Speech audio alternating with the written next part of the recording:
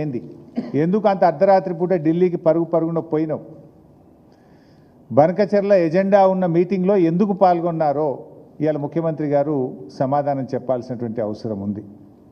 అంటే ఎప్పుడు కూడా అంతే, ఆయన గతంలో మీరు అసెంబ్లీ సాక్షిగా కూడా ఒకసారి మాట్లాడినరు, నేను నీతి ఆయోగ్ మీటింగ్ బైకాట్ చేస్తున్నా, మనకు బడ్జెట్లో గుండు సున్నా ఇచ్చిండ్రు, మేము బోనేబోం బీజేపీ మీటింగ్కు ప్రధానమంత్రి అధ్యక్షన జరిగే నీతి ఆయోగ్ మీటింగ్ను బైకాట్ చేస్తున్నా అన్నటువంటి రేవంత్ రెడ్డి గారు మళ్ళీ నీతి ఆయోగ్ మీటింగ్ ఇన్విటేషన్ రాగానే అందరికంటే ముందు ఎవరు రాకముందే పరుగున పోయి మొదటి కుర్చీలో కూర్చున్నాడు పోయి.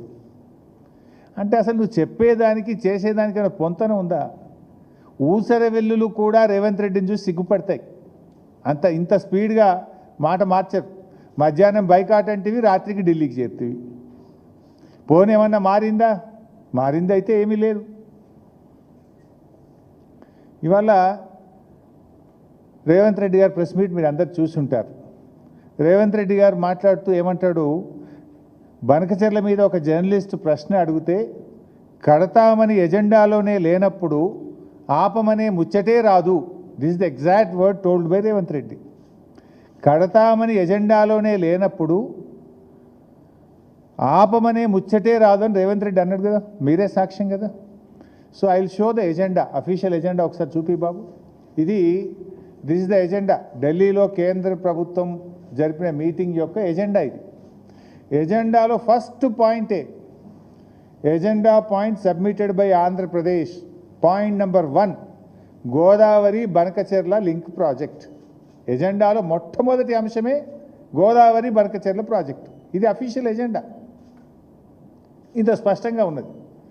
సో రేవంత్ రెడ్డిని ప్రెస్ మీట్లు ఏమంటాడు, కడతామని ఎజెండాలోనే లేనప్పుడు ఆపమనే ముచ్చటే రాదన్నాడు. మరి ఇది ఎజెండా కాదా? ఇది ఇంకా మంచి సాక్ష్యం చూపిస్తా. పాపం ఆయన కడుపు సల్లకుండా ఆంధ్రప్రదేశ్ మంత్రి నిమ్మల గారు ఉన్న విషయాన్ని బయటపెట్టారు. ఒకసారి ఆ వీడియో కూడా చూద్దాం. వాస్తవానికి ఆంధ్రప్రదేశ్ మంత్రి గారు ముందు మాట్లాడిండ్రు, రేవంత్ రెడ్డి గారు తర్వాత మాట్లాడిండు. సో అట్లీస్ట్ నిమ్మల రమానాయుడు గారు మాట్లాడిన మాటలు చూసినాకన్నా రేవంత్ రెడ్డి జాగ్రత్త పడాల్సి ఉండే. కానీ నిమ్మల రమానాయుడు గారు మీటింగ్ అయిపోగానే బయటకు వచ్చి ఆయన గారు ఏం మాట్లాడారు, రేవంత్ రెడ్డి గారు ఏం మాట్లాడారో ఒకసారి చూద్దాం. మరి మెయిన్గా ఏదైతే ఆంధ్రప్రదేశ్ రాష్ట్రం నుంచి పోలవరం బనకచెర్ల ప్రాజెక్టు అంశం మీద ఏదైతే ఆంధ్రప్రదేశ్ ఇచ్చినటువంటి అంశం మీద, అదేవిధంగా తెలంగాణ రాష్ట్రం కృష్ణా గోదావరికి సంబంధించినటువంటి ఏవైతే రేజ్ చేసిన ఇష్యూస్ ఏవైతే ఉన్నాయో ఇవి రెండు కూడా టెక్నికల్ ఇష్యూస్ అన్నీ కూడా ఇన్వాల్వ్ అయి ఉన్నాయి. కాబట్టి ఈ టెక్నికల్ ఇష్యూస్ని ముందుగా ఒక పరిష్కారం చూపేటటువంటి విధంగా ఒక కమిటీని నిర్ణయం తీసుకోవాలని, ఏదైతే ఈ యొక్క కృష్ణా గోదావరి ఇష్యూస్, అదేవిధంగా పోలవరం బనకచెర్లకు సంబంధించినటువంటి ఈ యొక్క రెండు సబ్జెక్టుల మీద కూడా మరి ఇటు టెక్నికల్ అదేవిధంగా అడ్మినిస్ట్రేటివ్ ఆఫీసర్స్తో కలిపి క్లియర్గా రేవంత్ కూడా ఒకసారి చూపించు మన మిత్రుల కోసం. ఒకసారి వాళ్ళు గోదావరి బనకచెర్ల వాళ్ళు కడతామని అడుగుతాయి కదా, మేము ఆపమని చెప్పడానికి. ఎజెండాలో వాళ్ళు కడతామన్న ప్రతిపాదననే చర్చకు రానప్పుడు ఆపమనే చర్చనే రాదు. సో ఎంత అంటే నిస్సిగ్గుగా, ఎంత చిచోర్ అంటే ఒక సీఎం ఇట్లా మాట్లాడొచ్చా? ఎజెండాలో చూస్తే ఫస్ట్ పాయింటే గోదావరి బనకచెర్ల.